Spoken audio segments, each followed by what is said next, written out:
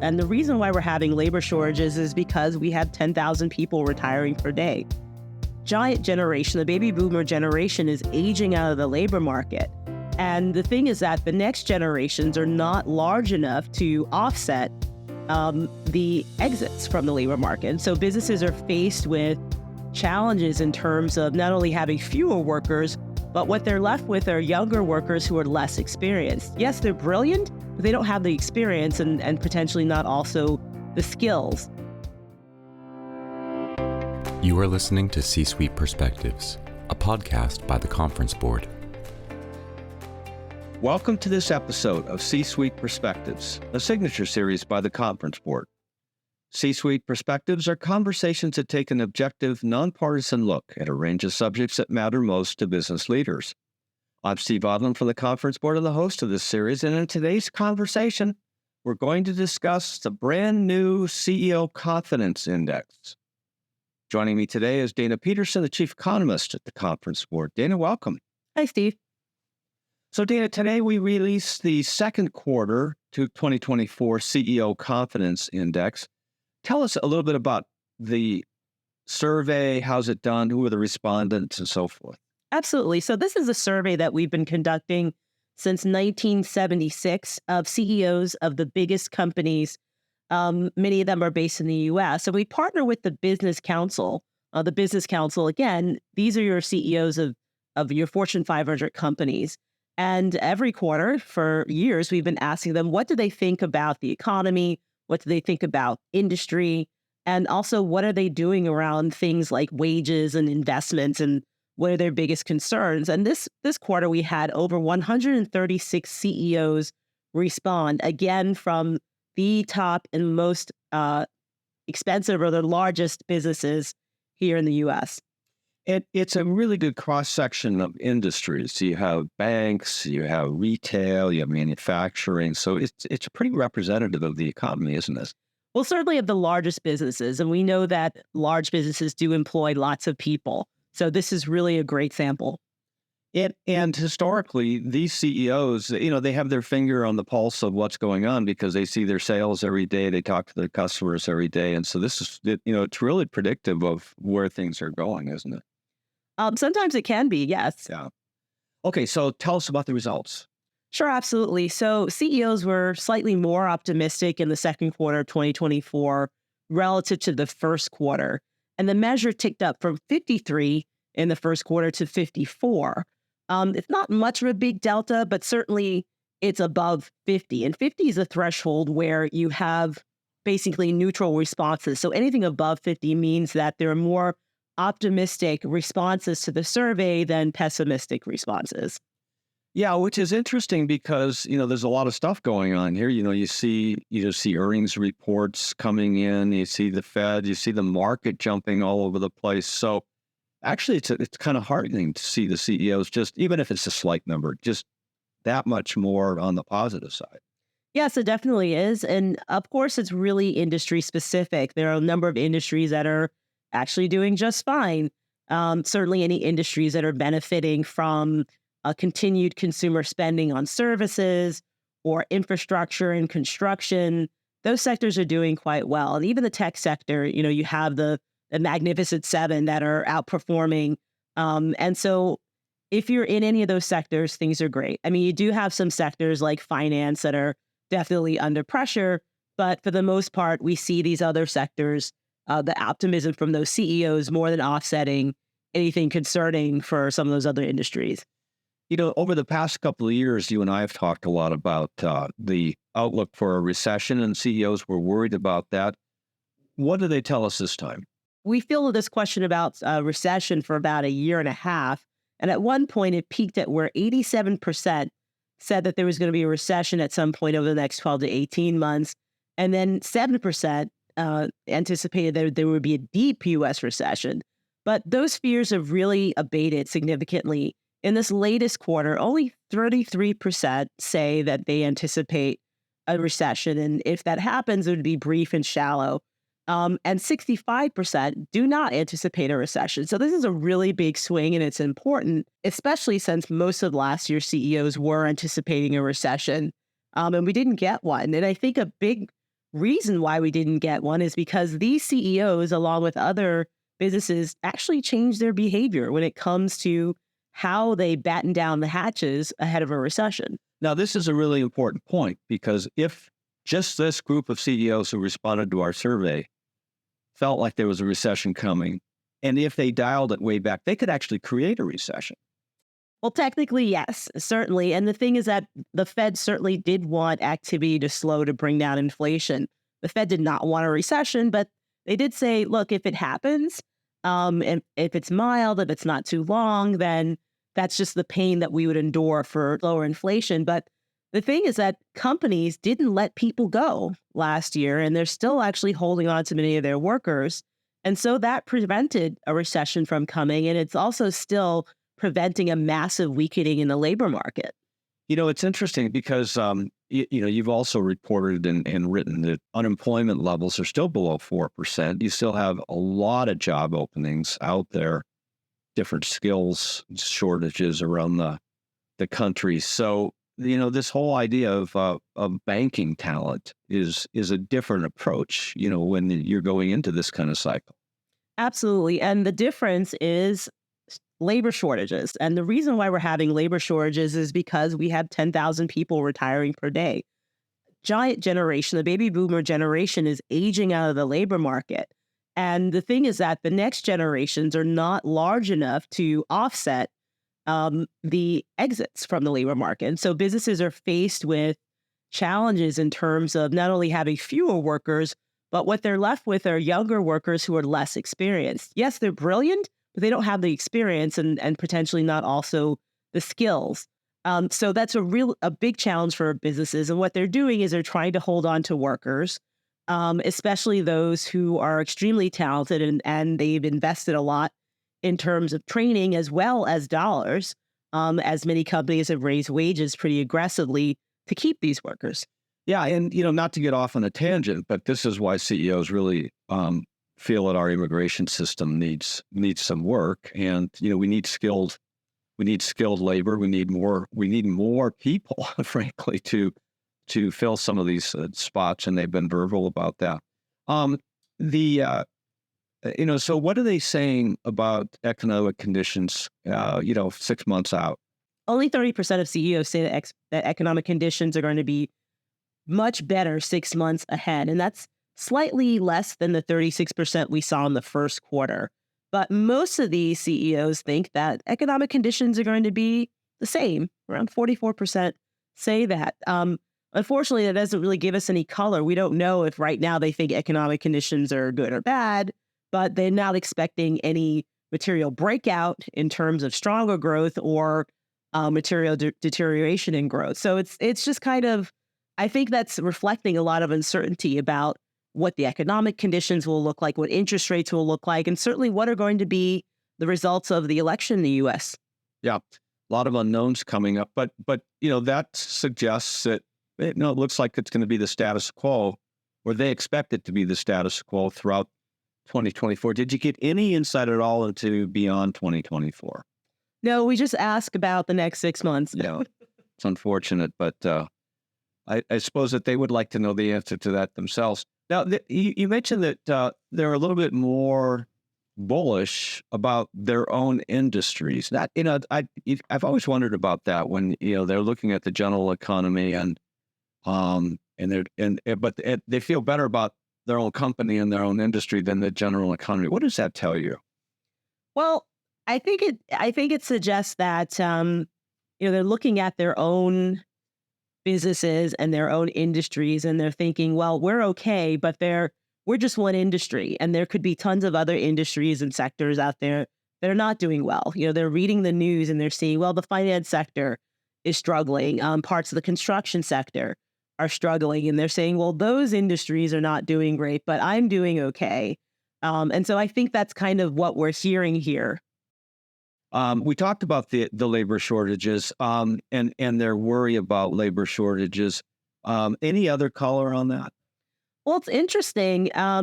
The percent saying that overall there's no problem in attracting qualified people but only some problems is about 51%. So half of them are saying, we're managing here.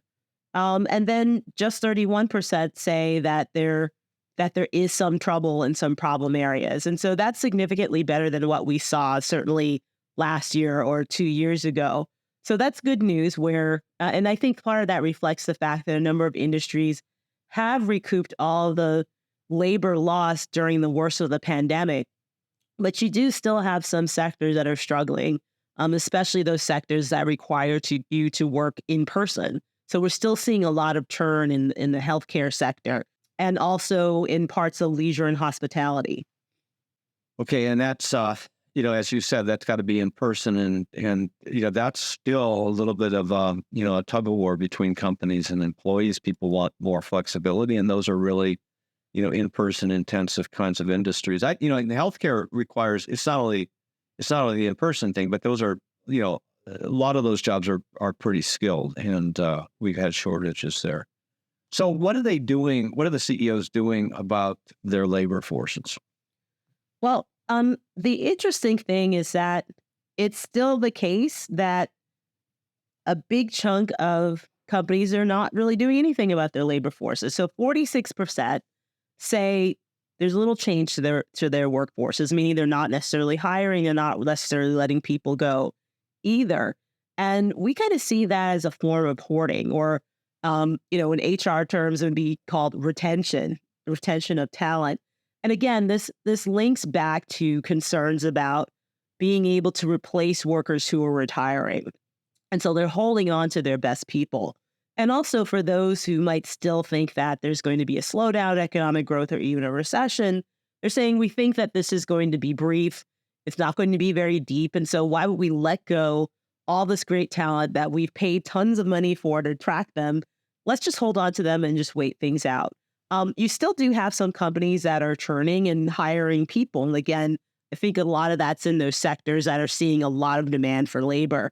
But only 21% of companies, of CEOs, are saying that they're going to reduce reduce their labor forces, and that's down from 23% in the first quarter.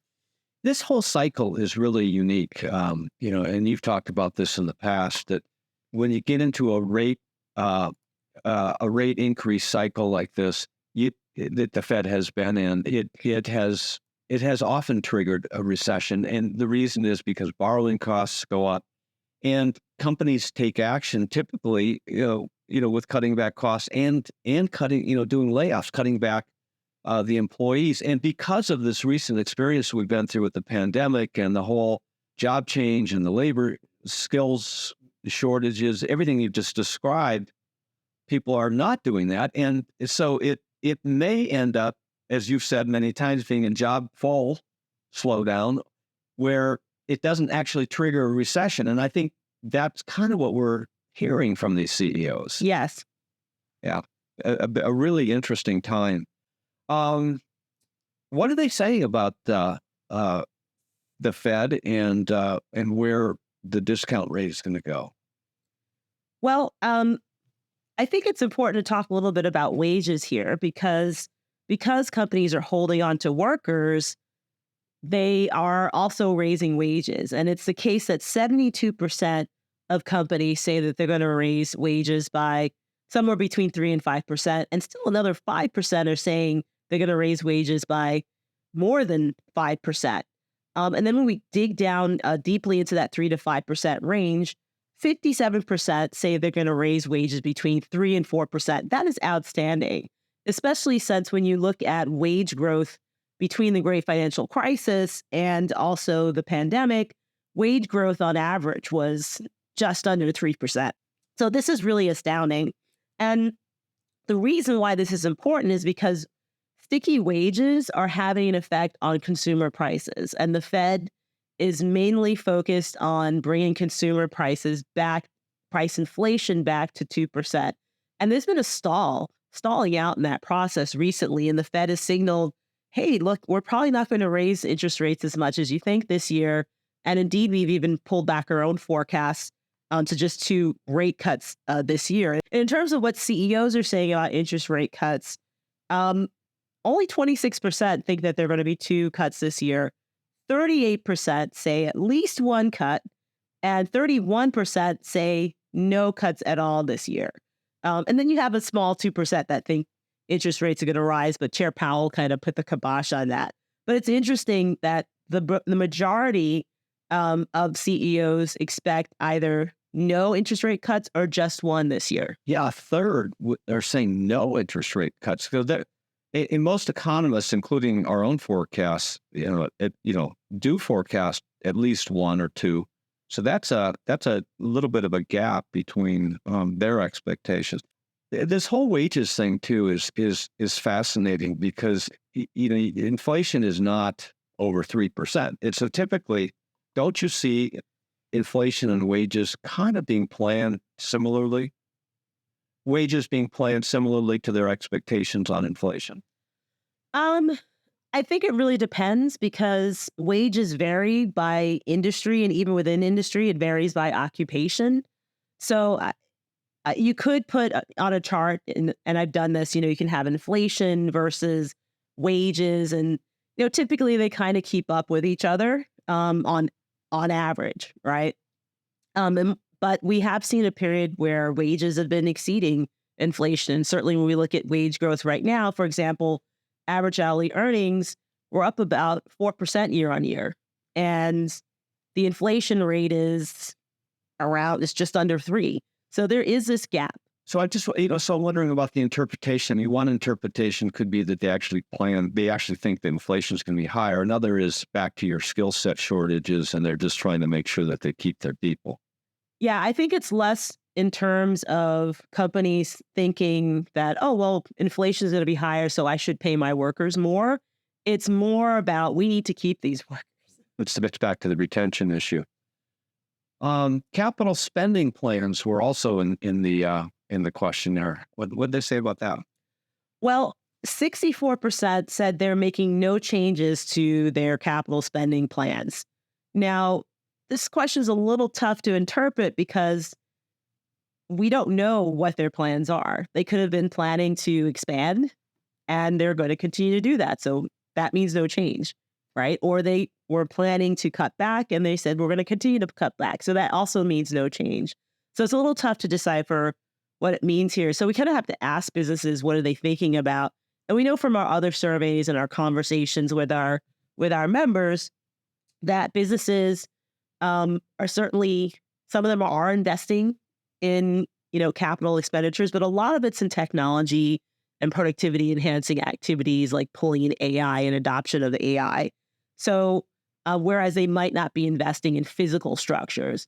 And if they are investing in capital equipment, again, a lot of that's technology. And we're seeing that also in the GDP data, where you see there's a lot of investment in intellectual property, not so much in terms of investment in physical structures, and pretty modest investment in capital equipment.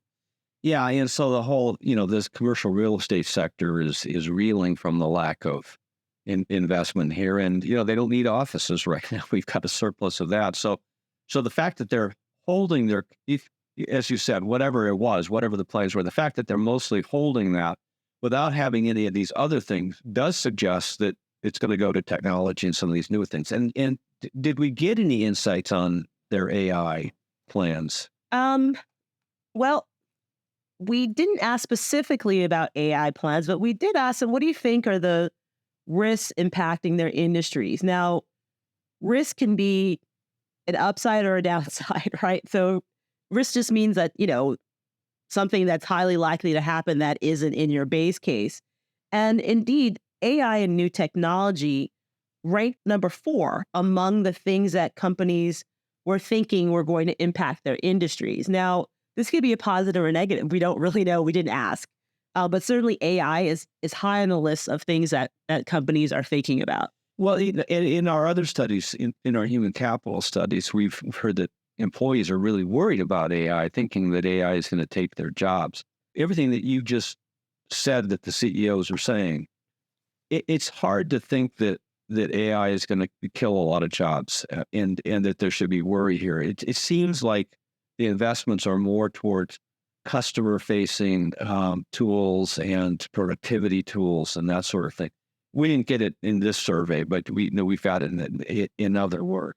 Well, in the work that we've done in the ESF Center suggests that jobs are going to fall into three buckets.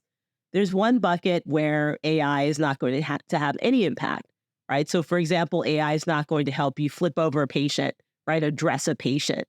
Or build a building.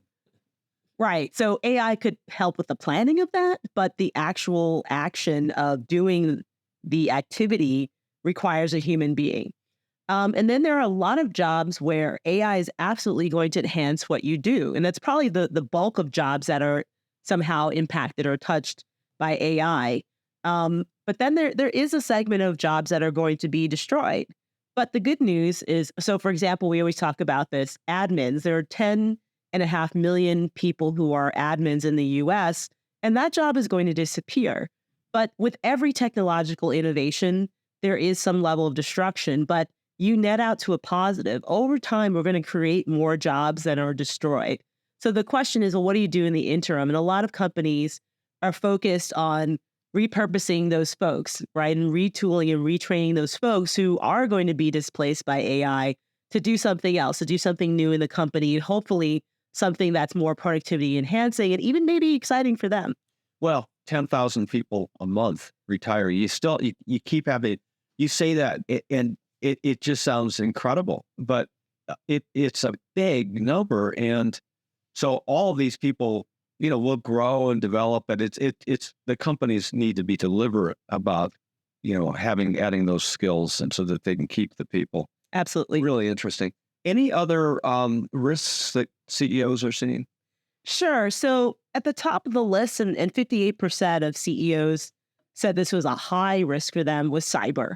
So they weren't specific about cybersecurity or cyber attacks, but I'm imagining it just means anything related to cyber. So that could include concerns about whether they're protecting themselves enough or if there's going to be a ratcheting up of attacks on their businesses. And then after that, they're 53% that they were very concerned about legal and regulatory uncertainty. And that certainly makes a lot of sense, especially given the fact that we're entering the election season in the U.S. and we don't know what the outcome's going to be or what the next administration is going to do in terms of either adding or subtracting the degree of the regulatory environment. And then after that was geopolitical instability, with 53% citing that, tying with legal and regulatory. And certainly that makes absolute sense. We have several hot wars going on in the globe that are impacting the U.S. Through the economy, through political opinion, and also affecting how governments are thinking about things like trade and supply chains and investments at home and also abroad. So all these things absolutely make sense to us in terms of why businesses are highly focused on these areas as being things that are going to affect their businesses. Yeah. And, you talked about the U.S. election, but this is an unusual election year globally. We have what? 4.5 billion people are voting this year. That's just such a stunning number. There's a lot of change that could happen. I mean, it could result in the status quo, but a lot of change, a lot of upheaval, and and CEOs don't like uncertainty. No one does. No, but it makes it, it's hard to plan when you don't know what the rules are going to be, what the cost structure is going to be, and all of that. So could you come back then to the overall number, which is 54%? It's slightly more positive than negative, but after thinking about all the risks and all of the stuff that's happening, that feels pretty good. Yeah, I would say businesses are cautiously optimistic. Yeah. Right. Any other insights you'd like to share with us? I would say that we did ask this question about risk 6 months ago in the third quarter of 2023. And relative to that time, the list of risks and the ranking is not very different, but there was a slight increase in the intensity of concern about these risks. So I think even though businesses or CEOs of the largest companies are not anticipating a recession, they do see these kind of external things to their companies being more of a concern for disruption. So I think that's something that we need to watch very carefully going forward. Dana Peterson, thanks for being with us today. And thanks to all of you for listening in to C-Suite Perspectives. You have been listening to C-Suite Perspectives, a podcast by the Conference Board.